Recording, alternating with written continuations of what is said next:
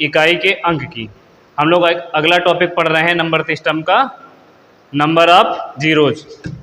Number of zero का मतलब शून्य की संख्या ज्ञात करना। शून्य की संख्या ज्ञात करना एक बहुत छोटा सा टॉपिक है। इसमें किस तरह के क्वेश्चन आते हैं वो हम आपको बताते हैं। देखिए, जैसे आपके सामने पहला क्वेश्चन लिखा हुआ है, अगर हम लोग 1 से लेकर 20 तक की सभी संख्याओं को गुणा करें तो शून्य की संख्या। कैसे शून्य की संख्या? मतलब अगर आप 1 से लेकर 20 तक की सभी संख्याओं को गुणा करेंगे तो इकाई की तरफ से कितने जीरो आएंगे ये आपको बताना है। एक एग्जाम्पल से बात समझते हैं। देखिए, अगर आपके सामने इन क्वेश्चनों को भी देखेंगे, पहले एक एग्जाम्पल लिखा है आपके सामने, अगर आप उसको समझें। अगर लिखा हो कि आप 1 गुणे 2 गुणे 3 और इस तरह करते हुए कहाँ तक 10 तक की संख्याओं को आपस में गुणा कर लें। लिख ही लो पहली बार। 4 5 6 7 8 9 और 10। अगर आप 1 से लेकर 10 तक की सभी संख्याओं को आपस में गुणा कर दें तो इकाई के अंक पे कितने जीरो आएंगे। इकाई के अंक पर तो एक ही अंक होगा, लेकिन इकाई की तरफ से कितने जीरो आएंगे ऐसा लिखा नहीं रहेगा कि इकाई की तरफ से जीरो बताओ। क्वेश्चन ऐसा लिखा रहेगा कि 1 से लेकर 10 तक की संख्याओं को आपस में गुणा करते हैं तो शून्यों की संख्या कितनी है, ऐसा लिखा रहेगा। तो इसका ये मतलब है कि अगर आप 1 से लेकर 10 तक की संख्याओं को आपस में गुणा कर देते हैं तो कितने जीरो आएंगे ये बताना है। जीरो के बारे में एक बात पहले समझिए। अगर आपको जीरो बनाना है तो जीरो बनाने का सिर्फ एक तरीका है। अगर एक 5 और एक 2 आपस में गुणा करेगा तो 10 बनेगा, तो एक जीरो बनेगा। या यूं समझ लो कि 5 को किसी भी सम संख्या के साथ गुणा करेंगे तो एक जीरो बनेगा। सिर्फ आप इतना याद रख लो या तो कि 5 को 2 के साथ गुणा करेंगे तभी जीरो बनेगा। अगर आपको 5 और 2 का एक पेयर मिला इसका मतलब एक जीरो बनेगा। 5 और 2 का एक दूसरा पेयर मिला इसका मतलब फिर एक जीरो बनेगा। 5 और 2 का एक पेयर और मिला इसका मतलब एक जीरो और बनेगा। मतलब एक जीरो क्रिएट करने के लिए आपको एक 5 और एक 2 पता होना चाहिए। उन दोनों को आपस में गुणा कराओगे तभी एक जीरो बन सकता है। इस वाली लाइन में आप पहले समझ लो, फिर इन क्वेश्चनों को करेंगे। देखो, जैसे 1 2 आपके पास ये 3 है, इससे 2 नहीं निकलेगा, लेकिन इस 4 में 2 2 हैं, क्योंकि इस 4 को क्या लिखा जा सकता है, 2 गुणे 2 लिखा जा सकता है। ये एक 5 मिल गया है। इस 6 को क्या लिख सकते हैं, 2 4, इसको लिख सकते हैं हमारे हिसाब से 3 गुणे 2 लिख दें तो 1 2 यहाँ से मिल जाएगा। 7 को नहीं कर सकते, 2 में नहीं तोड़ सकते। 8 को क्या कर सकते हैं, देखो 4 गुणे 2 कर सकते। इस 4 को भी 2 गुणे 2 लिख सकते हैं। 2 दूना 4 दूना 8, इसका मतलब 8 में 3 2 मिल सकते हैं। उसी तरह 9 के बाद जब 10 पे आओगे तो 10 पे एक 5 मिलेगा और एक 2 मिल जाएगा। अगर आप 1 से लेके 10 तक की संख्याओं के गुणनखंड करो तो देखो तुमको 2 1 यहाँ मिला, 2 यहाँ मिल गए, 1 2 ये 1 2 ये, फिर यहाँ बहुत सारे 2, तो 2 की तो भरमार है, 2 बहुत सारे मिलेंगे। आपको केवल 5 ढूंढने होंगे। अगर आप 1 से लेके 10 तक की संख्याओं को आपस में गुणा करें तो कितने 5 मिलेंगे। एक तो 5 मिलेगा ही मिलेगा, लेकिन 10 में भी एक 5 है, क्योंकि 5 दूना 10 हो जाएगा। तो कितने 5 मिल रहे हैं, 2 5 मिल रहे हैं। इसका मतलब अगर आप 1 से लेकर 10 तक की संख्याओं को आपस में गुणा कर देंगे तो केवल 2 जीरो मिलेंगे तुमको लास्ट में। और नहीं यकीन है तो आप 1 से लेकर 10 तक की संख्याओं के फोन में गुणा करके देख लो, जो भी आंसर आएगा उसके इकाई की तरफ से 2 जीरो होंगे। इकाई के अंक पे नहीं, इकाई की तरफ से 2 जीरो पड़ेंगे। गुणा करोगे तो कितने जीरो आएंगे, 2 जीरो आएंगे। तो जब भी अगर आप इतनी बड़ी लाइन में ऐसे गुणा करके नहीं देखेंगे, 1 से लेकर 10 तक की संख्याओं में जीरो की संख्या पूछे तो आप केवल 10 लिखो और 10 को काहे से भाग कर दो, 5 से। 5 से क्यों भाग कर रहे हैं, जीरो बनाने के लिए एक 5 और एक 2 चाहिए, और 2 बहुत सारे मिलेंगे, तुमको 5 ढूंढने रहेंगे। 5 तुमको उसी तरह ढूंढना है जैसे कॉम्पिटिटिव एग्जाम में तैयारी करने वाले बच्चों में गवर्नमेंट एग्जाम क्वालिफाई करने वाले बच्चे को ढूंढना होता है। ठीक है, तो आपको 5 ढूंढने के लिए कुछ नहीं करना होगा। 1 से लेकर 10 तक की संख्याओं को गुणा करने पर आपसे जीरो की संख्या पूछी जाए तो आप 10 को केवल 5 से भाग कर दो। कितनी बार गया, देखो भागफल 2 है। इसका मतलब अगर आप 1 से लेकर 10 तक की संख्याओं को गुणा करेंगे तो कितने जीरो मिलेंगे, 2 जीरो मिलेंगे। तो आपको सिर्फ काहे से भाग करना है, 5 से भाग करना है। इसका मतलब 5 तो मिनिमम 5 ही मिलेंगे और मैक्सिमम 2 मिल जाएंगे। तो मैक्सिमम 2 हमारे किसी काम के नहीं, जितने 5 होंगे उतने 2 से गुणा करा के उतने जीरो बना देंगे, बाकी 2 को छोड़ देंगे क्योंकि उनके लिए दूसरा 5 का पेयर नहीं बना रहे। तो अगर आपके सामने ये क्वेश्चन लिखा है, अगर आपसे इसका आंसर पूछा जाए तो कैसे करेंगे। अब क्वेश्चन पर आते हैं। देखो आपके सामने लिखा है अगर आप 1 से लेकर 20 तक की संख्याओं का गुणनफल में शून्यों की संख्या कितनी बनेगी, तो आप कुछ मत करो, सिर्फ लिखो 20 और 20 को भाग कर दो 5 से, तो 5 से भाग कर दोगे तो कितना। इसका मतलब है अगर आप 1 से लेके 20 तक की संख्याओं को आपस में गुणा करेंगे तो कितने जीरो आएंगे, 5 से भाग किया तो 4 आएंगे। लेकिन एक चीज आगे समझना है, अगर यही 1 से लेके 60 तक की संख्याओं में गुणा कर रहा होता तो कितने जीरो आते, तो आप 60 को भाग करते 5 से तो कितना आ जाता, 12 आ जाता। 12 आ जाता तो फिर इस 12 को भी भाग करते 5 से, कितना आता, फिर भागफल लिखना, रिमाइंडर छोड़ देना है। तो देखो ये 12 पंचे 60 हो जाएगा, इसको 5 से भाग करोगे 5 दूना 10, रिमाइंडर 2 बच जाएगा, उसको छोड़ दो। आपको तब तक भाग करते रहना है 5 से इसको जब तक भागफल 5 से छोटा ना हो जाए, और जब तक 5 से भाग हो रहा हो, चाहे ऐसे बोल दो। जैसे 60 को आपने पहले 5 से भाग किया तो कितना आया, 12, तो ये 12 में भी अभी 5 का भाग जाएगा, तो फिर 12 को 5 से भाग किया 2 आ गया। अब 2 में 5 का भाग जाएगा नहीं, तो अगर आप 1 से लेकर 60 तक की संख्याओं को गुणा करेंगे तो अगर आपसे जीरो की संख्या पूछी जाए तो पहले 12 आया था फिर 2 आया, तो इन दोनों को जोड़ दो, 12 प्लस में 2। इसका मतलब है आप अगर 1 से लेकर 60 तक की संख्याओं को आपस में गुणा करते हैं तो शून्य की संख्या कितनी आएगी, 14 आएगी। उसी तरह देखो अगर 1 से लेके ये बात 200 तक आ गई है, 200 तक आ गई है तो क्या करो, पहले 200 लिखो, 200 को करो पहले 5 से भाग, तो 5 से भाग करो कितना हो जाएगा, 40 हो जाएगा। 40 में भी 5 का भाग जाएगा तो फिर से लिखो 40 और 5 से भाग कर दो, कितनी बार, 5 8 40। 8 में अभी फिर 5 का भाग जाएगा तो 8 को फिर 5 से भाग कर दो, 5 का नम 5। अब अगर पूछा जाए 1 से लेके 200 तक की संख्याओं को आपस में गुणा करोगे तो कितने जीरो आएंगे, तो इसके लिए क्या देखो, पहले 40 ये, 8 ये, 1 ये, 40 8 48 और 1 49। तो इस प्रश्न का सही आंसर कितना आ जाएगा, 49। अगर आप 1 से लेके 200 तक की संख्याओं को आपस में गुणा करेंगे तो उसमें कितने जीरो आएंगे, 49 जीरो आएंगे। 60 तक में देखो बता दिया, 60 को भाग किया पहले 5 से तो 12 आया, 12 भी 5 से भाग चला जाएगा तो 12 को फिर 5 से भाग करेंगे। अंतिम अंक को 5 से तब तक भाग करते रहेंगे जब तक भागफल 5 से छोटा ना हो जाए, और जितने भागफल आएंगे उन सबको आपस में जोड़ लेंगे। तो इसका मतलब उस श्रृंखला में जो 1 से लेकर 60 तक आप गुणा करोगे तो आपको कितने जीरो मिलेंगे, 14 जीरो मिलेंगे। ठीक है, अगला क्वेश्चन देखिए क्या लिखा है आपके सामने। अभी तक हमने आप क्या देखा, 1 से लेके 30 तक की संख्याओं को आपस में गुणा करो तो शून्य की संख्या बताओ। 1 से लेके 60 तक, 1 से लेके 100 तक, 1 से लेके 200 तक, कहीं तक की भी हो। अच्छा, जरूरी नहीं कि 1 से लेके 20 तक या 1 से लेके 200 तक लिखा हो, ऐसे भी लिख सकता था कि फैक्टोरियल 200 में शून्य की संख्या कितनी होगी।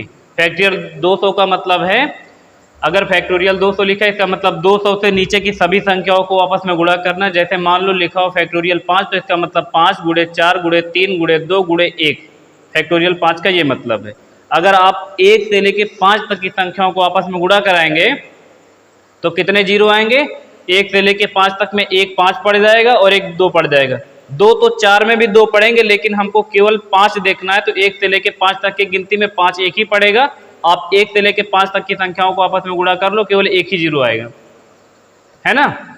तो अगर कोई संख्या ऐसे दी है कि 1 से लेके 30 तक की गुणा करना है, 1 से लेके 60 तक, तो आपको कुछ नहीं करना, सबसे बड़ा वाला नंबर उठाना, 5 से भाग करना है।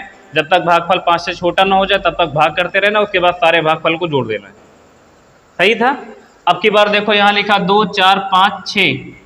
अच्छा, 2 4 लिखा तो 5 नहीं होना चाहिए, फिर यहाँ 2 के बाद 4 लिखा है तो 4 के बाद क्या लिखा होना चाहिए था, फिर 6 होना चाहिए था, फिर 8 होना चाहिए था, और 8 के बाद फिर इसका मतलब लास्ट में 30 हो सकता है। हाँ, हो सकता है, क्योंकि देखो ये सारी सम संख्याएं लिखी, 2 लिखा है, फिर 4 लिखा है, फिर 4 के बाद 6 लिखा है, फिर 6 के बाद 8 लिखा है। इस तरह करते करते कहाँ तक लिखा है, 30 तक लिखा है। एक तो नॉर्मल प्राकृतिक संख्याओं को आपस में गुणा हो सकता है, अब की बार सम संख्याओं का श्रृंखला है। अगर 1 से लेके 30 तक लिखी गई हैं संख्याएं, अगर आप 1 से लेके 30 तक की संख्याएं लिखोगे तो इसका मतलब 30 तक की संख्याओं में 15 सम पड़ेंगी और 15 विषम पड़ेंगी। अगर आप 1 से लेके 10 तक की गिनती लिखते हो तो उस 10 तक की गिनती में 5 सम संख्याएं लिखते हो और 5 विषम संख्याएं लिखते हो। उसी तरह अगर आपने 1 से लेके 30 तक की संख्याएं लिखी तो उसमें से 15 सम और 15 ही तो विषम लिए हो। तो इस 30 को नहीं भाग करना है, अगर सम संख्याएं दे दी जाए तो इसका मतलब 30 तक की गिनती में 15 सम संख्याएं आएंगी और 15 ही विषम आएंगी। 15 ही विषम आएंगी। तो आपको क्या करना है, इस 15 को भाग कर देना है कितने से, 5 से। 5 से क्यों भाग कर रहे हैं, क्योंकि हमको 0 बनाने के लिए 5 और 2 चाहिए, और 2 की संख्या बहुत रहती है, तो हमको केवल ये देखना कि 5 कितने पड़ेंगे। 5 से भाग करोगे आएगा 3। इसका मतलब है कि अगर आप 2 से लेकर के 30 तक की आपस में सभी सम संख्याओं को गुणा करोगे तो कितने जीरो पड़ेंगे, 3 जीरो पड़ेंगे। आप करके देख लीजिएगा। अच्छा, अगर आपको ये डाउट हो कि अगर सम संख्याएं लिखी तो 5 तो पड़ा ही नहीं बीच में, तो 6 लिखा है, 8 लिखा है, 8 के बाद 10 आएगा तो 10 में 5 पड़ जाएगा कि नहीं पड़ जाएगा, 5 गुणे 2। इसी तरह करते करते क्या मिलेगा, 15 के बाद क्या मिलेगा, 20 पड़ेगा। 20 भी तो सम संख्या, 20 में क्या हो जाएगा, 4 पंचे 20 हो जाएगा, वहां से 5 निकल आएगा। इस तरह करके अगर आप 1 से लेके 30 तक की सभी सम संख्याओं को आपस में गुणा करोगे तो कितने जीरो बनेंगे, 3 जीरो बनेंगे। विषम का हो नहीं सकता। अगर तुम सोच रहे हो विषम का क्वेश्चन लिख दो तो विषम संख्याओं में 5 बनेगा ही नहीं, इसीलिए विषम संख्या का नहीं होता है। सम संख्याओं का होता है, या तो प्राकृतिक संख्याओं का होता है, या तो स्क्वायर का होता है, या तो क्यूब का होता है। बस आपको यही 4 ध्यान रखने। प्राकृतिक संख्याओं को गुणा या तो देगा, या तो सम संख्याओं को गुणा देगा, या तो स्क्वायर संख्याओं को, जैसे ये क्वेश्चन लिखा है आगे, तो या तो क्यूब का देगा। जैसे आगे देखो लिखा हुआ है 2 से लेके 400 तक की, 2 है फिर 4 है, 2 के बाद 4 हो जाने का मतलब है कि 2 के बाद 3 नहीं, इसका मतलब सम संख्या है। तो 2 से शुरू किया है लिखना और 400 तक आया। अगर 400 तक की गिनती लिखी गई होंगी तो इसका मतलब है 400 तक की गिनती में 200 सम संख्याएं पड़ी होंगी और 200 विषम संख्याएं पड़ी होंगी। तो आप इसके लिए क्या करो, 400 को नहीं 5 से भाग कर दीजिएगा। 400 तक की गिनती में 200 सम पड़ी होंगी और 200 विषम संख्याएं पड़ी होंगी, 200 सम और 200 विषम। तो आप क्या करो, 200 को 5 से भाग करो। 200 को पहले 5 से भाग करोगे तो आ जाएगा 40। 40 अभी 5 से और चला जाएगा तो फिर इस 40 को फिर 5 से भाग कर दो तो कितना हो जाएगा, 5 8 40। 8 अभी फिर 5 से चला जाएगा तो फिर 5 से कर दो तो कितना, 5 इकन्नम 5। रिमाइंडर छोड़ देना, रिमाइंडर से कोई मतलब नहीं। भागफल देखो कितना, एक बार 40, एक बार 8, एक बार 1। अब अगर पूछा जाए कि इसमें कितने जीरो पड़ेंगे तो 40 8 48, 48 एक कितना, 49। इस प्रश्न का सही उत्तर कितना आएगा, 49 आएगा। अगला देखिए आपके सामने लिखा 1 का स्क्वायर प्लस 2 का स्क्वायर प्लस 3 का स्क्वायर प्लस 4 का, इस तरह करते करते कहाँ तक लिखा है, 20 तक की संख्याओं के वर्गों का आपस में गुणा करेंगे तो कितने जीरो बनेंगे ये जानना है। इसमें भी कुछ नहीं करना, जो इधर करते हुए आ रहे थे इससे पहले वाले क्वेश्चन में। यहाँ तो चलो सम है तो हम लोगों ने इनका आधा किया है, यहाँ भी सम था तो यहाँ आधा कर लिया है। जैसे अभी 1 से लेके 30 तक की संख्याओं को आपस में गुणा किया गया था तो देखा गया था जीरो पढ़ने के लिए क्या किया गया था, 30 को 5 से भाग कर दिया था। 5 छक्का 30 और उसके बाद 6 में फिर 5 का भाग जाएगा तो फिर 5 से करोगे तो कितनी है, एक बार चला जाएगा। 6 में 5 का टेबल लगाओगे, 5 एक नाम 5 और हो जाएगा तो कितना हो जाएगा, 7 हो जाएगा। उसी तरह अगर आप 1 से लेके 20 तक पहले देखें तो 20 को 5 से भाग करेंगे, 5 से भाग करोगे तो कितना आ जाएगा, 4 आ जाएगा। 20 ही तो है और संख्याएं प्राकृतिक ही तो है, 1 2 3 4 5 लिखी, तो केवल आप 20 को 5 से भाग करो, 4 आया और सबके ऊपर पावर स्क्वायर लगा है, इसका मतलब ये आपस में गुणा हुई है तो इसको 2 से गुणा कर लो तो कितना आ जाएगा, 8 आ जाएगा। अगर स्क्वायर लिखा रहेगा तो 5 से ही भाग करना, बस जो आंसर आए उसमें 2 से गुणा कर लेना है। क्यूब वाले में 3 से गुणा करा लेना है ना। अगर देखो 1 से शुरू होकर 100 तक आई है तो इसका मतलब 100 को 5 से भाग करो और 5 से भाग करोगे तो कितना आ जाएगा, 20। और 20 को भी फिर 5 से भाग करना है क्योंकि 20 में 5 का भाग चला जाएगा तो कितनी बार, 4। टोटल कितने जीरो आएंगे, 24। लेकिन ये इसमें क्या लगा है, क्यूब लगा, इसका मतलब 100 गुणे 3 बार है। ऐसे ही समझ लो। जैसे इस वाले में स्क्वायर लगा, इसका मतलब क्या है, 1 गुणे 1 है, फिर 2 गुणे 2 है, फिर 3 गुणे 3 है, फिर 4 गुणे 4 है, फिर 5 गुणे 5 है, फिर 6 गुणे 6। इस तरह करके 20 गुणे 20 होगा। हर संख्या 2 बार है, तो जैसे 4 जीरो पढ़ रहे थे, हर संख्या 2 बार पढ़ रही थी, इसको 2 से गुणा कर ली। इस वाले में हर संख्या 3 बार पढ़ रही है तो 24 को 3 से गुणा कर लो, तो 24 गुणे 3 कर लो, कितना हो जाएगा, 3 चौक 12 के 2 कैरी 1 और 3 दूनी 6 7। तो कितने जीरो पड़ेंगे, 72 जीरो पड़ जाएंगे। 3 चौक 12 की 2 और 3 दूनी 6 7। सही है। देखेंगे आगे का क्वेश्चन। ये क्वेश्चन वही है, बस इनका लिखने का रूप बदल गया है। जैसे लिखा हुआ है फैक्टोरियल 129 में शून्यों की संख्या कितनी होगी, इसका मतलब है 129 से नीचे की सभी संख्याओं को लास्ट 1 तक अगर पहुंच जाए, आपस में गुणा कराया जाए तो शून्यों की संख्या कितनी बनेगी। इसी तरह फैक्टोरियल 100 लिखा, फैक्टोरियल 100 का मतलब है 100, 99, 98 करते हुए 1 तक आना, सब आपस में गुणा कराओगे तो शून्यों की संख्या कितनी बनेगी। तो क्वेश्चन वही है, शून्यों की संख्या बनानी है तो 5 और 2 ढूंढने हैं, और 2 तो हर संख्या में भरे पड़े हैं, तो आप सिर्फ संख्या को 5 से भाग कर लो और तब तक करते रहो जब तक भागफल 5 से छोटा ना हो जाए। तो आप पहले 129 को भाग करो 5 से, 5 से पहले भाग करोगे तो देखो 5 दूना 10 हो जाएगा और 5 पचे 25, 25 अभी 5 से कट जाएगा तो फिर क्या करो 25 को फिर 5 से भाग करो, 5 पचे 25, ये 5 और ये 25 जोड़ दो, 25 और 5 जोड़ दोगे कितना आ जाएगा 30। इसका मतलब है अगर आप 1 से लेके 29 तक की संख्याओं को आपस में गुणा कर दोगे तो कितने जीरो आएंगे, 30 जीरो आएंगे। ठीक है, फैक्टोरियल 100 लिखा होने का मतलब 1 से लेकर 100 तक की संख्याओं को गुणा करोगे तो कितने जीरो आएंगे ये बताना होगा। तो आप लिखो 100 और बटे में करो 5, 5 से काटोगे तो कितना हो जाएगा 20, और फिर इस 20 को भाग करोगे 5 से तो कितना हो जाएगा 4, तो इसका मतलब है 20 और 4 कितना 24। इस प्रश्न का उत्तर कितना आ जाएगा, इसका 30 आ जाएगा और इसका 24 आ जाएगा। सही है। फिर लिखा है फैक्टोरियल 40, फैक्टोरियल 40 का वही मतलब है कि 1 से लेकर 40 तक की संख्याओं को आपस में गुणा करोगे तो कितने शून्य आएंगे। शून्य का मतलब पूरी संख्या को आपस में गुणा कर दोगे तो लास्ट में कितने जीरो रहेंगे ये बताना है आपको। तो आप कुछ नहीं करो, बस 40 को 5 से भाग कर दो, 5 8 40, 8 में अभी फिर 5 का भाग चला जाएगा तो फिर 5 को कर दो कितना 1, 5 एक नम 5, 3 रिमाइंडर बचेगा, रिमाइंडर से कोई मतलब नहीं, केवल भागफल में ध्यान देना है। तो 8 1 9, इसका मतलब है अगर आप 1 से लेकर 40 तक की संख्याओं को आपस में गुणा है 1/20 plus 1/30 plus 1/42 plus 1/56 plus 1/72 plus 1/90 का मान, यानी इन सबों को जोड़ोगे तो कितना आएगा का मान ज्ञात करना है। इस तरह के क्वेश्चन को जब भी आपको करना है, देखिए ऊपर 1 है नीचे 20 है, फिर ऊपर 1 है फिर नीचे 30 है, फिर ऊपर 1 है नीचे 42 है, फिर ऊपर 1 है फिर 56 है, फिर 72 है और फिर 90 है। आप 20 को ऐसी दो संख्याओं में तोड़ो जिसका गुणा करने पर 20 है और उनके बीच का अंतर 1 है। तो अगर आप 20 को चाहो तो लिख सकते हो कितना 4 गुणे 5, क्योंकि 4 पंचे 20 होगा और 4 और 5 के बीच अंतर कितने का होगा 1 का होगा।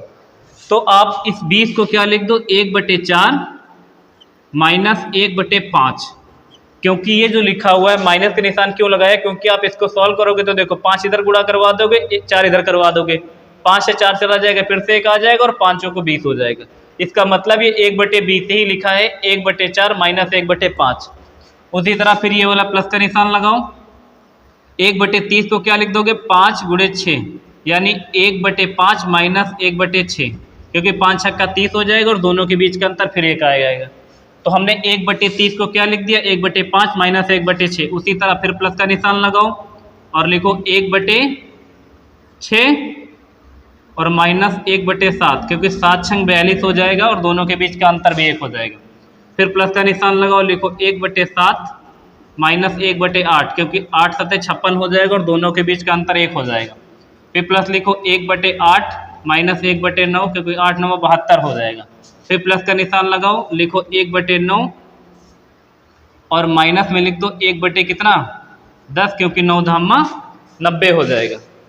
अब देखो ये माइनस का 1/5 प्लस का 1/5 को काट देगा, फिर माइनस का 1/6 प्लस का 1/6 को काट देगा, ये प्लस माइनस का 1/7 प्लस के 1/7 को काट देगा, फिर माइनस प्लस माइनस प्लस, ये सारा कैंसिल हो जाएगा। बचेगा क्या इधर 1/4 माइनस और इसके बाद क्या बचा 1/10। दोनों को सोल्व कर देंगे कितना हो जाएगा, दोनों के एलसीएम ले लेंगे कितना हो जाएगा 20 ले लूँ, 4 पंचे 20 हो जाएगा, ऊपर 5 माइनस और 10 दूना 20, दोनों को घटा दोगे कितना हो जाएगा 3/20। तो इस प्रश्न का सही उत्तर कितना आ जाएगा 3/20, क्योंकि अब ये किसी से कटेगा तो है नहीं कि कटेगा, नहीं कटेगा। तो इस प्रश्न का उत्तर कितना आ जाएगा 3/20। अगर ये बहुत बड़ी सी लाइन है तो आपको एग्जाम में ये सारा नहीं लिखना है। क्या करना है, आप देख रहे हो कि इसको 4 गुणे 5 लिख सकते हैं, इसको क्या लिख सकते हैं 5 गुणे 6 लिख सकते हैं, इसको 6 गुणे 7 लिख सकते हैं, इसको 7 गुणे 8 लिख सकते हैं, इसको 8 गुणे 9 लिख सकते हैं, इसको 9 गुणे 10 लिख सकते हैं। तो इधर देखो 9 और 10 हो जाएगा और इधर कितना हो जाएगा 4 और 5 हो जाएगा। तो इधर से छोटी वाली डिजिट उतार लो 1/4 और इधर से बड़ी वाली डिजिट ले लो 1/10। और सबके बीच में प्लस का निशान लगा है तो बीच में माइनस का लगा दो, माइनस का लगा तो प्लस का लगा दो। इसी को कुछ लोग ट्रिक कह देते हैं, घटा दोगे तो फिर से 3/20 आ जाएगा। तो हम लोग एग्जाम में इसको ऐसे कर लेंगे, ये वाला तरीका आप पेपर में करेंगे और इसको याद रखेंगे। अगर इस तरह का क्वेश्चन आ रहा है तो आप पूरे को ना सॉल्व करके सिर्फ आगे वाली वैल्यू लिख देंगे 1/4 माइनस 1/10, दोनों को घटा दो, कितना आ जाएगा 3/20। अगला क्वेश्चन देखिए, बिल्कुल उसी तरह है, बिल्कुल सेम क्वेश्चन है।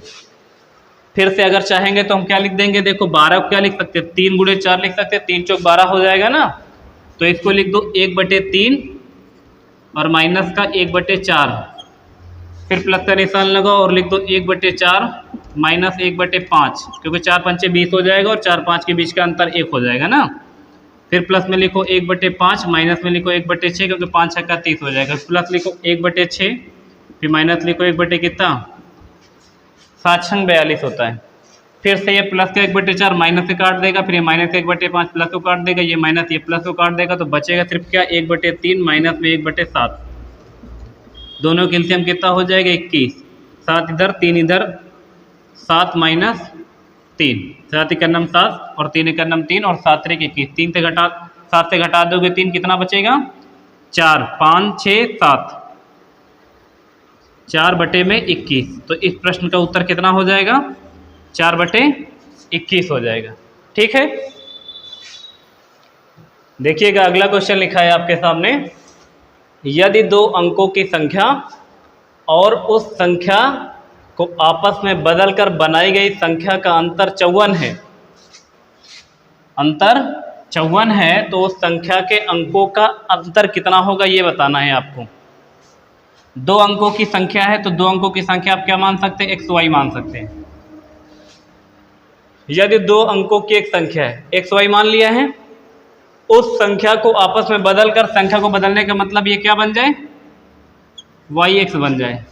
बदलकर बनाई संख्या के बीच में आपस में अंतर कितना है 54 है। 2 अंकों की संख्या जो होती है वो कैसे बनती है, पहले तो ये देखो, जैसे आपके सामने लिखा हुआ है 35, तो इसका मतलब ये इकाई का अंक है तो 5 को 1 से गुणा किया गया होगा, ये दहाई का अंक है तो 3 को 10 से गुणा किया गया होगा, दोनों को जोड़ा गया होगा तो इधर आया होगा 30, इधर आया होगा 5, दोनों को जोड़ा है तब जाके कौन सी संख्या बनी है 35 बनी है।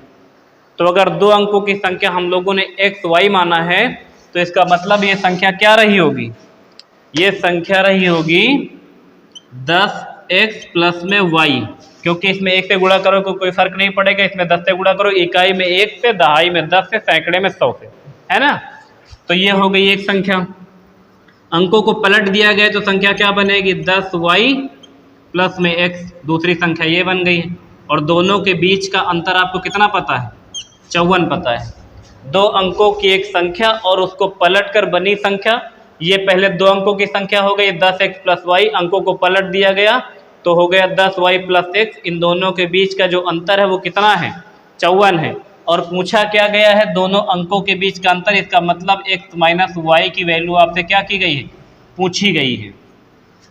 तो यहाँ से क्या करेंगे, इस वाले माइनस को अंदर कर देंगे तो हो जाएगा -10y और माइनस में x, इधर रहेगा 10x प्लस में y, 10x इधर 1x इधर घटा दो कितना हो जाएगा 9x, और ये वाला y इधर जाके घट जाएगा तो कितना हो जाएगा 9y, बीच में माइनस का निशान देकर लगा देंगे। दोनों के बराबर में कितना लिख लोगे 54, क्योंकि क्या पता था दोनों का अंतर 54 पता था।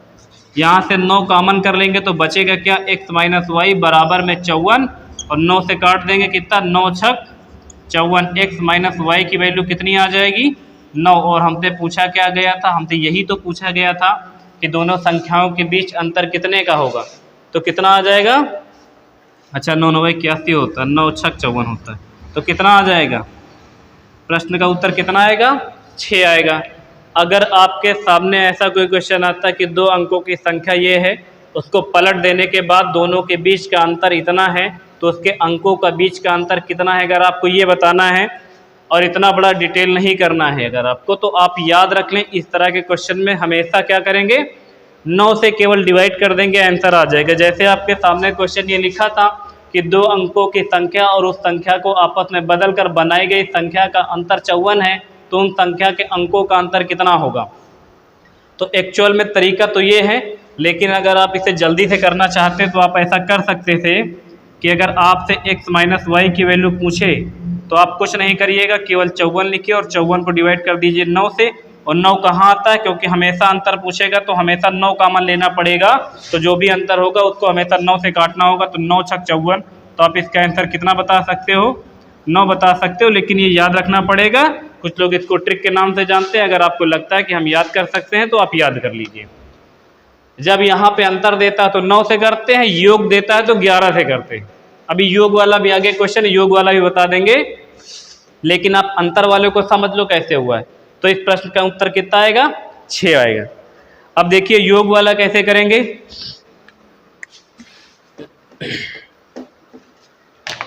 फिर से लिखा हुआ है, देखो दो अंकों से बनी एक संख्या और उस संख्या को आपस में बदल कर बनाई गई संख्या का योग जो है वो 99 है। तो उस संख्या के अंकों का योग बताना है आपको। दो अंकों की संख्या फिर से मानोगे xy और दोबारा मानोगे yx, तो संख्या यहाँ क्या बनेगी 10x प्लस वाई और दोबारा क्या बनेगी 10y प्लस में x। इन दोनों के बीच का अब की बार अंतर था इससे पहले वाले में, अब की बार योग है और योग भी कितना है 99 है। याद रखना हमेशा जो अंतर होगा दो संख्याओं का ना, वो हमेशा 9 का मल्टीपल ही होगा, क्योंकि लास्ट में अंतर भी तो बताना, 9 से कटना भी तो चाहिए।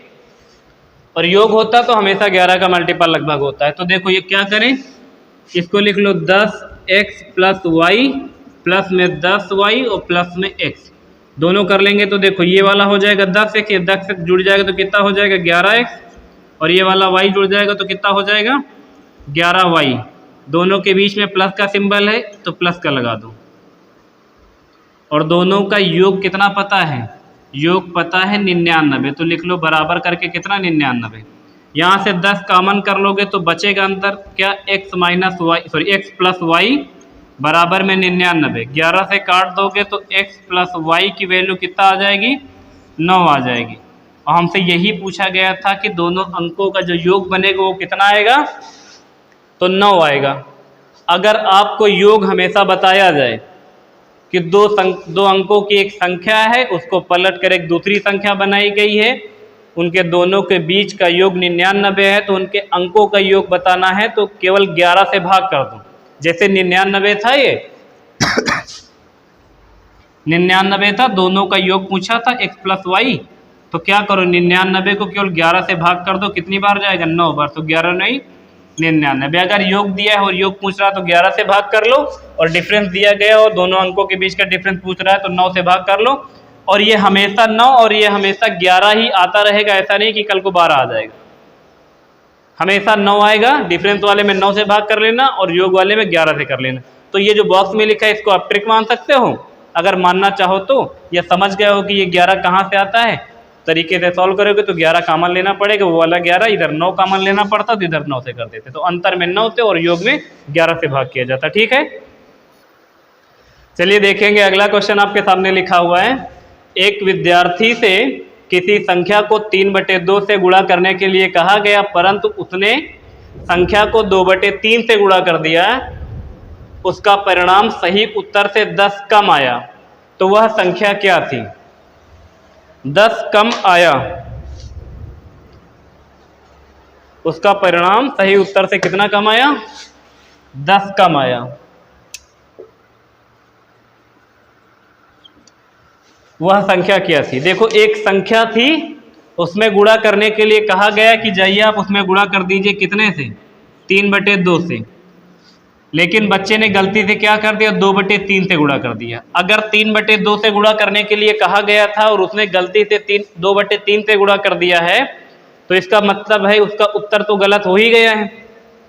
ऐसी कौन सी संख्या थी जिसको 3/2 से गुणा करना था, ये संख्या आपको बतानी है। देखो आप या तो संख्या x मानो, या तो संख्या x ना मान के एक ऐसी संख्या मान लो जो इस 2 से और इस 3 दोनों से कट रही हो, क्योंकि जिसका 3/2 आसानी से निकल जाए और उसका 2/3 आसानी से निकल जाए, तो 3 और 2 का मल्टीपल कितना होगा 6 ले लो। इसका मतलब अगर वो संख्या हम यूनिट में मान लिए 6, तो अगर 6 का 3/2 निकालते तो सही उत्तर कितना आ जाता, 2 से काटते तो आ जाता 9, ये सही उत्तर आता। लेकिन उन्होंने किया क्या, इस 6 को गुणा कर दिया कितने से, 2/3 से, तो उत्तर इनका कितना आ गया, 4 आ गया। इनके उत्तर के बीच में कितने का डिफरेंस पड़ गया, 5 का। और जो 5 बराबर है, यहाँ पे अंतर कितना बताया गया, 10 का अंतर, तो 5 यूनिट की वैल्यू कितने के बराबर, 10 के बराबर। समझ गए हो बात को। एक कोई संख्या थी जिसको 3/2 से गुणा करने के लिए बोला गया था, लेकिन गलती से बच्चे ने 2/3 से गुणा कर दिया, जिसकी वजह से उसका उत्तर जितना आना था उससे कितना कम आ गया, 10 कम आ गया, या 10 अधिक आ गया, कुछ भी दे दे। तो यहाँ पे हमको एक संख्या पता करनी थी। आप x ना मान के एक संख्या 6 मान ली, और 6 ही क्यों माने हैं, क्योंकि जिसका 3/2 आसानी से निकल जाए, बटे में न जाए, और 2/3 निकल जाए, इसका मतलब वो संख्या 3 और 2 दोनों से डिवाइड हो रही हो। तो हमने 6 ले लिया, क्योंकि 6 3 और 2 दोनों से कट जाएगी। अगर आप 6 की बजाय 12 लेना चाहते तो आप 12 भी ले सकते हैं, क्योंकि 6 के मल्टीपल में 12 आ जाएगा। तो हमने यहाँ 6 लिया, तो पहले 6 का 3/2 किया तो 9 आना चाहिए, तो दोबारा 6 का 2/3 किया तो 4 आना चाहिए। दोनों के बीच में 5 का अंतर, और प्रश्न में बताया गया 10 का अंतर, तो 5 यूनिट की वैल्यू 10 के बराबर। और आपको संख्या बतानी थी, तो संख्या हमने 6 मानी थी, तो 6 यूनिट की वैल्यू निकाल दो। यहाँ लिख दो 10 बटे में 5 और गुणे में कर दो 6। 5 से काट दोगे 2 बार में, 6 दूनी 12। इसका मतलब है वह संख्या क्या थी, तो वह संख्या 12 थी। हमसे वही पूछा गया था कि वह संख्या क्या थी, तो वह संख्या 12 आएगी। सही है। अगला प्रश्न बिल्कुल सेम उसी तरह, इसको देखिए। लिखा हुआ, रमेश से किसी संख्या का 5/6 गुना बताने को कहा गया, उसने उसे 6/5 से गुणा कर दिया, उसे जो उत्तर प्राप्त हुआ है वह सही उत्तर से 561 अधिक था, तो वह संख्या क्या थी। सेम प्रश्न है। देखो, करने के लिए क्या बोला गया था कि आप करो 5/6, लेकिन उन्होंने गलती से क्या कर दिया, 6/5 कर दिया। संख्या क्या है, फिर से संख्या माननी पड़ेगी। संख्या मानेंगे वही जो दोनों संख्याओं से कट जाए, किससे किससे, 6 और 5 से। तो 6 पंचे 30, इसका मतलब है कि आप संख्या मान ले 30। आप 30 का निकालेंगे जब 5/6, तो 6 पंचे 30, 5 पचे 25 आना चाहिए। और फिर 30 का जब निकालेंगे आप 6/5, तो 5 छक्का 30, 6 छंग कितना आ जाएगा, 36 आ जाएगा। दोनों के बीच में अंतर कितने का, 11 का। तो जो 11 बना है, 11 कितने यूनिट के बराबर, कितना अधिक या कम है, 561। तो 11 की यूनिट की वैल्यू है 561। आपको संख्या बतानी है, संख्या है 30 यूनिट, तो 30 की वैल्यू बतानी है। तो 561 बटे में 11 और गुणे में 30। 11 से काट दोगे, 11 पचे 55 और 11 एकम 11। तो आपको क्या करना होगा, 51 गुणे में 30। 51 गुणे 30 कर दोगे तो संख्या आ जाएगी। 51 भाग किया था तो 51 आया, और गुणे में 30। दोनों गुणा कर दोगे, एक 0 पहले और फिर 3 और फिर 5 नहीं 15। इसका मतलब है वो संख्या क्या थी, वो संख्या थी 1530।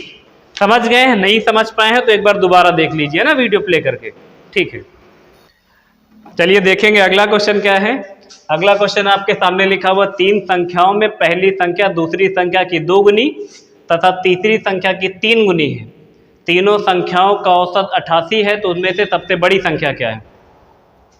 3 संख्याएं हैं, देखो, ये पहली संख्या मान लो, ये दूसरी संख्या मान लो, और ये तीसरी संख्या मान लो। ठीक है, अगर ये 3 संख्याएं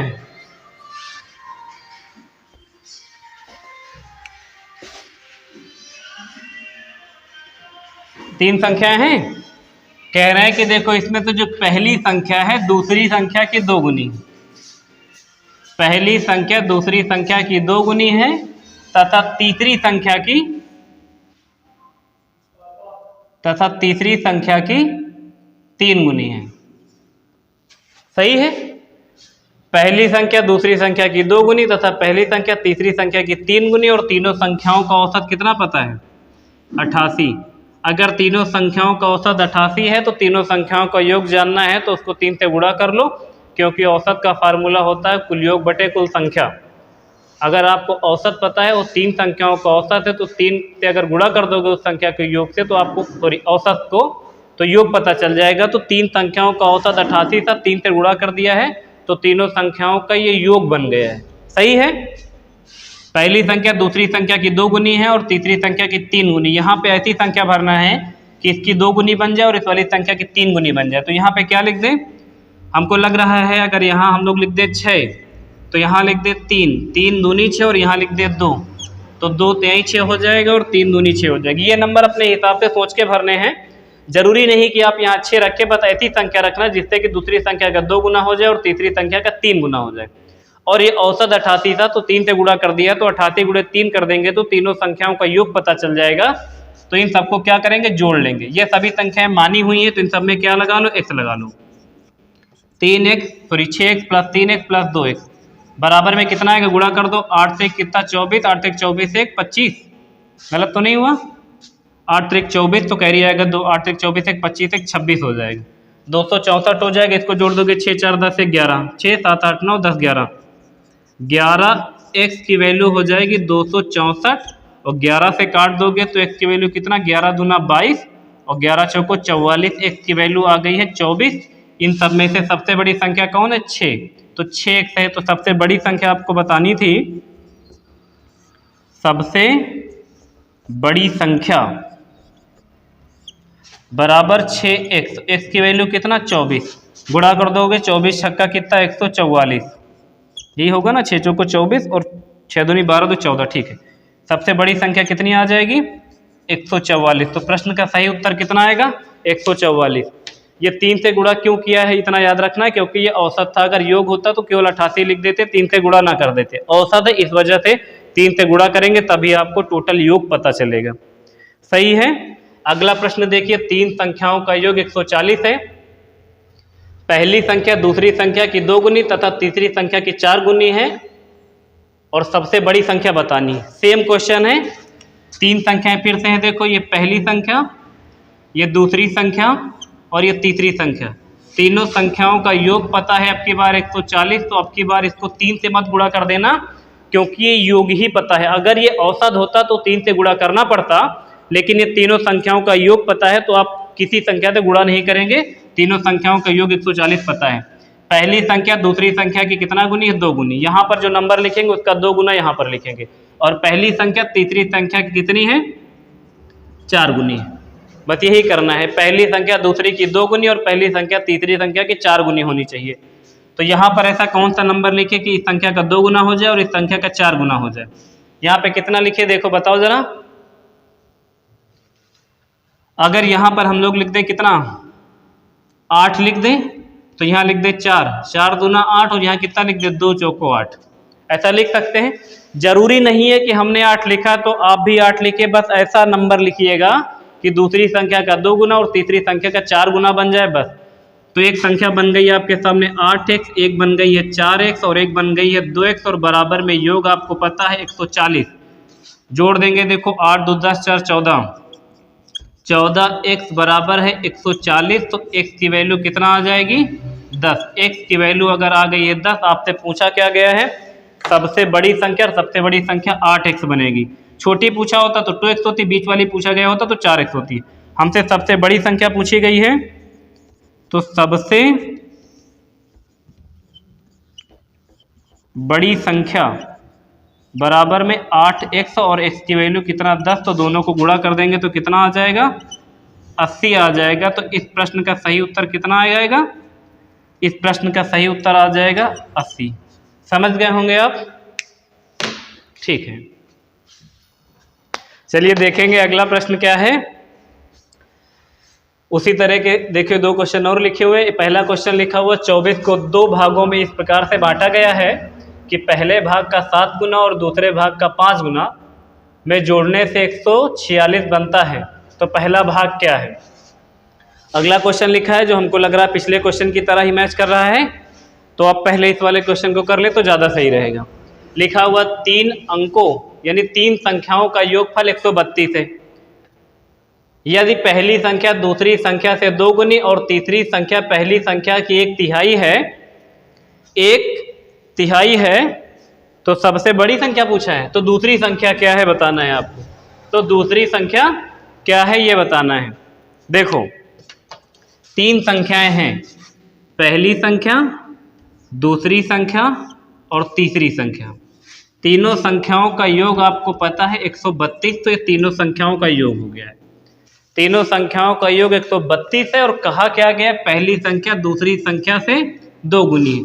पहली जो संख्या है ये वाली, वो दूसरी संख्या कितना गुनी है, 2 गुनी है। और तीसरी जो संख्या, ये तीसरी वाली जो संख्या है ये पहली वाली संख्या की 1/3 है। समझ गए हैं बात को? ये जो एरो बने इन पर ध्यान दो ज़्यादातर। जो पहली वाली संख्या दूसरी वाली संख्या की कितना है, 2 गुनी है। और जो तीसरी वाली संख्या वो पहली वाली संख्या की 1/3 है। यहाँ पे एक ऐसा डिजिट लिखना है जो इस वाली संख्या का 2 गुना है और इसका 1/3 यहाँ पर लिख देना है। और तीनों संख्याओं का 132 है।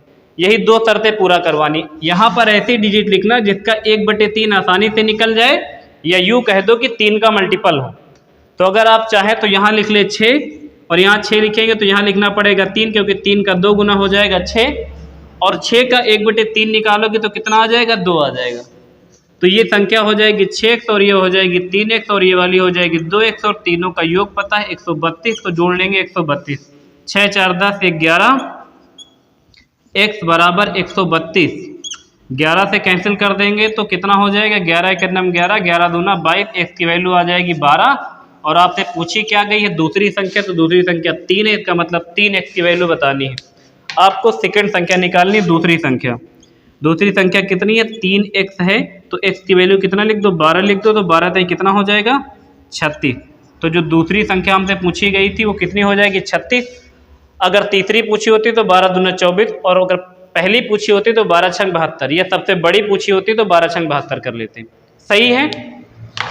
अगला प्रश्न देखिए क्या लिखा है। लिखा हुआ 24 को 2 भागों में इस प्रकार बांटा गया है कि पहले भाग का 7 गुना और दूसरे भाग के 5 गुने को जोड़ने पर 146 बनता है। तो पहला भाग क्या है, देखो 24 लिखो पहले, इसको 2 भागों में तोड़ना है, पहला भाग दूसरा भाग। ये पहला भाग और ये दूसरा भाग। पहला भाग अगर हम लोग पहला भाग x मान लें तो दूसरा भाग क्या लिखना पड़ेगा, 24 माइनस x लिखना पड़ेगा। पहले भाग का 7 गुना बोला तो पहले भाग को 7 गुना कर लो, दूसरे भाग को 5 गुना बोला गया 5 गुना कर लो, और दोनों को जोड़ लिया जाता तो कितना आ जाता है, 146 आ जाता है। सही है। 24 रुपए में से अगर आप किसी को 4 रुपए दे देंगे तो दूसरे वाले को कितना देंगे, 20 देंगे। अगर 24 में से किसी को 10 दे देंगे तो दूसरे वाले को 14 देंगे। कैसे पता चलेगा, 14 में से हम 24 में से घटा लेते हैं, पहले वाले को जितना दे देते हैं।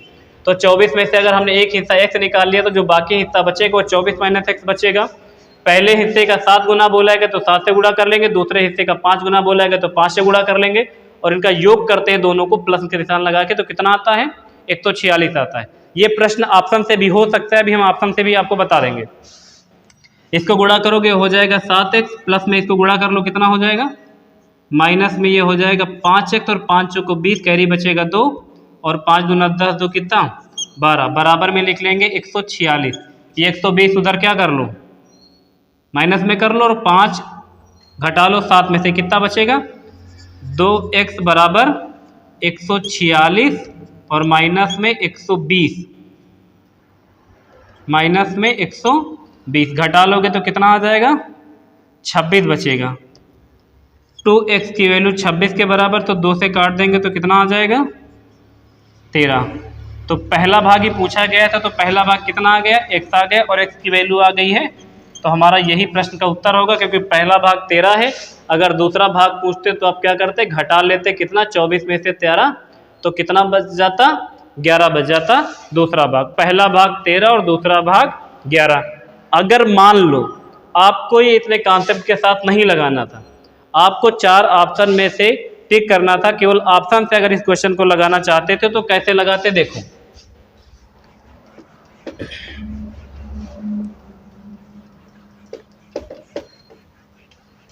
24 को 2 भागों में बांटना था, तो 24 यहां पर लिख दो। 24 को 2 भागों में बांटना है, जो पहला भाग आएगा उसको 7 से गुणा करना, जो दूसरा भाग आएगा उसका 5 से गुणा करना, और दोनों को जोड़कर 146 आएगा। अगर आपसे पहला भाग पूछा है तो इसका मतलब है कि पहला भाग 4 विकल्प में से कोई एक लिखा ही होगा। जैसे पहला भाग 13 आया है तो जो 4 विकल्प लिखे रहे होंगे उनमें से किसी एक विकल्प में 13 तो रहा होगा, तभी तो टिक करोगे। तो अगर आप ऑप्शन से यहाँ 13 उठा के रखते हैं 13 की बजाय जो बाकी के 3 ऑप्शन थे आप उनको भी रख सकते थे, लेकिन फिर रख के चेक करना पड़ता कि 4 में से कौन है।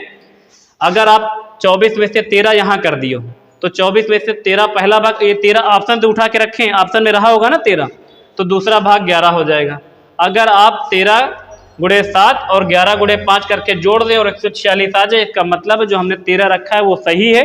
अगर ऐसा ना होता तो हम लोग दूसरा विकल्प या तीसरा या चौथा विकल्प रख के ऐसे चेक कर रहे होते। तो देखो यहाँ 13 सत्ते 91 हो जाएगा और 11 बचे हो जाएगा 55, 5 1 6 और 9 5 कितना 14, 146 बन रहा है। तो इस हिसाब से 13 हमारा विकल्प सही हो जाता पहला भाग और 11 हमारा दूसरा भाग। आप विकल्प से भी इस वाले प्रश्न को कर सकते थे अगर चाहते तो। चलिए देखते हैं अगला प्रश्न क्या है। लिखा हुआ एक चिड़ियाघर में चूहे एवं कबूतर हैं। यदि कुल 90 सिर हैं तथा 224 पैर हैं तो कबूतरों की संख्या कितनी है। एक चिड़ियाघर है, उसमें चूहे और कबूतर हैं। जब हम उनके सिर गिनते हैं तो सिर कितने आते हैं 90, लेकिन जब उनके पैर गिनते हैं तो पैर कितने आते हैं 224। तो आपको कबूतरों की संख्या बतानी है। हर कबूतर के 2 पैर होते हैं और चूहे के 4 पैर होते हैं, और सिर चूहे का भी एक होता है और कबूतर का भी एक होता है। इनमें से आपको कबूतरों की संख्या बतानी है। आपसे चूहों की संख्या भी पूछी जा सकती थी। आप इसको पहले कॉन्सेप्ट से समझ लो एक बार, ऐसे कैसे हो जाता है क्वेश्चन, फिर हम उसको ट्रिक से भी बताएंगे कि जल्दी से जल्दी आप इसका आंसर कैसे बता सकते हैं। ठीक है, आप ऐसा करें कि चूहों की संख्या भी चूहे मान लें x और कबूतर मान लें y। तो देखो सिरों की संख्या तो क्या होगी x प्लस वाई बराबर में 90, क्योंकि चूहे के सिर एक होते हैं और कबूतर के भी सिर एक होते हैं, तो आप दोनों को जोड़ के बराबर में लिख सकते हो। चूहे और कबूतर जितने होंगे उतने ही सिर होंगे, तो x प्लस वाई बराबर आप 90 लिख सकते हो।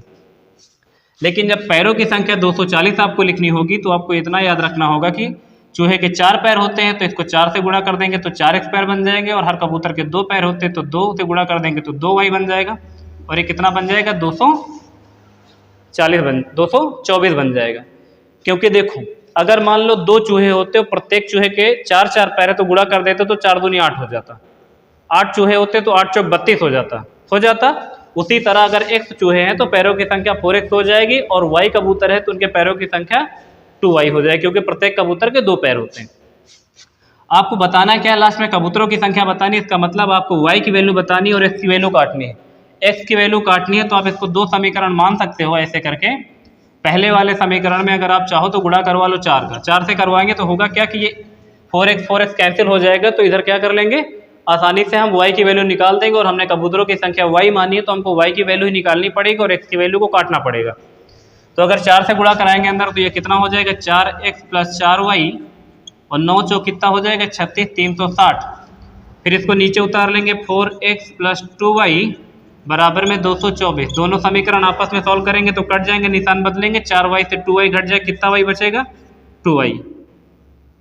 घट जाएगा कि जुड़ जाएगा? हाँ जुड़ेगा तभी तो। अब इधर क्या करना पड़ेगा, देखो दोनों को अगर जोड़ लें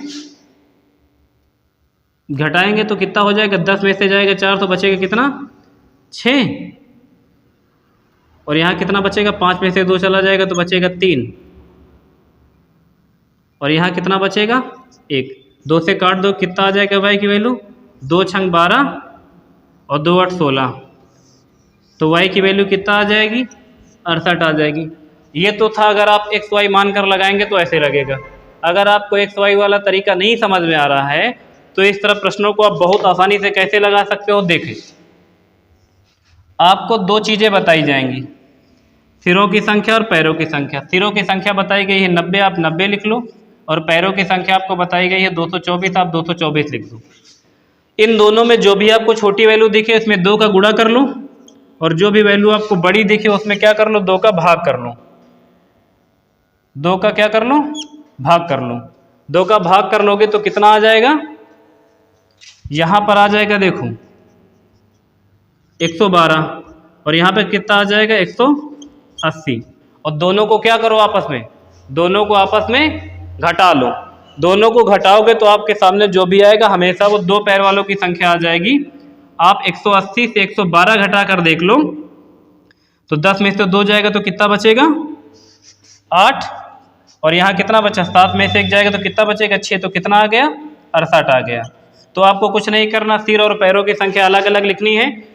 जो छोटी संख्या दिखेगी छोटी कह दो, जो सिरों की संख्या उसमें 2 से गुणा कर देना, जो बड़ी संख्या दिखेगी उसमें 2 से भाग कर देना, और घटाओगे तो हमेशा 2 पैर वालों की संख्या ही आएगी, यानी कबूतरों की संख्या है, क्योंकि कबूतर के 2 पैर होते हैं। अगर चूहे के पैर पूछ लिए होते तो आपको क्या करना होता, टोटल सिर तो 90 ही थे ना, तो 90 में से आपको 68 कबूतरों की संख्या पता चल गई, तो आप यहाँ घटा लेते तो कितना बच जाता, 10 में से 8 जाता बचता 2, और 8 में से 6 जाता तो 6, 7, 8, तो कितना आ जाता।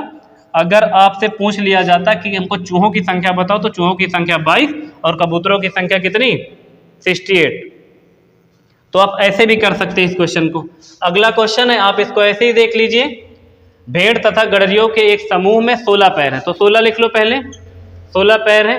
गडरिया का मतलब चरवाह जिनके 2 पैर है, इंसान है वो, और भेड़ के प्रत्येक भेड़ के होते हैं कितने पैर 4 पैर।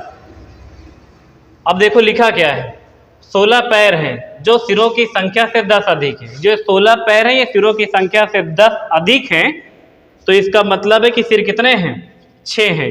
ये कैसे पता चलेगा, देखो एक समूह में 16 पैर है, जो का मतलब ये पैर सिरों की संख्या से 10 अधिक, इसका मतलब है कि 6 रहे होंगे सिर, उससे 10 अधिक होंगे, 10 जोड़ोगे तभी तो 16 पैर मिलेंगे आपको। तो सिरों की संख्या हो गई 6 और पैरों की संख्या हो गई 16। हमने बताया था जो छोटा दिखेगा उसमें 2 से गुणा कर दीजिएगा, जो बड़ा दिखे उसमें 2 से भाग करके घटा लोगे तो हमेशा 2 पैर वालों की संख्या आ जाएगी। इसका मतलब है गडरियों की संख्या आ जाएगी, भेड़ों की संख्या पूछा गया तो टोटल सिरों की संख्या से घटा देंगे, 2 से काटोगे कितना आ जाएगा 8, और 6 दूनी कितना हो जाएगा 12, घटा दोगे तो कितना बचेगा 8 4 12, तो बचेगा 4, और ये जो 4 आएगा ना ये हमेशा 2 पैर वालों की संख्या, इसका मतलब है ये गडरियों की संख्या है। लेकिन आपसे पूछेगा किसकी संख्या, भेड़ की संख्या। तो जो भेड़ों की संख्या है, भेड़ की संख्या कैसे निकालोगे, टोटल सिर कितने थे 6, और टोटल सिर अगर 6 थे उसमें से 4 सिर किसके हैं गडरिया के हैं, तो इसका मतलब भेड़ कितनी है 2, घटा लेंगे 4 उससे, तो इसका मतलब भेड़ों की संख्या 2 आ जाएगी। ठीक है, इस तरह के क्वेश्चन जितने भी आपके पास होंगे वो लग जाएंगे। बाकी हम इस तरह के क्वेश्चन के लिए एक स्पेशल वीडियो आपको छोटी सी बना के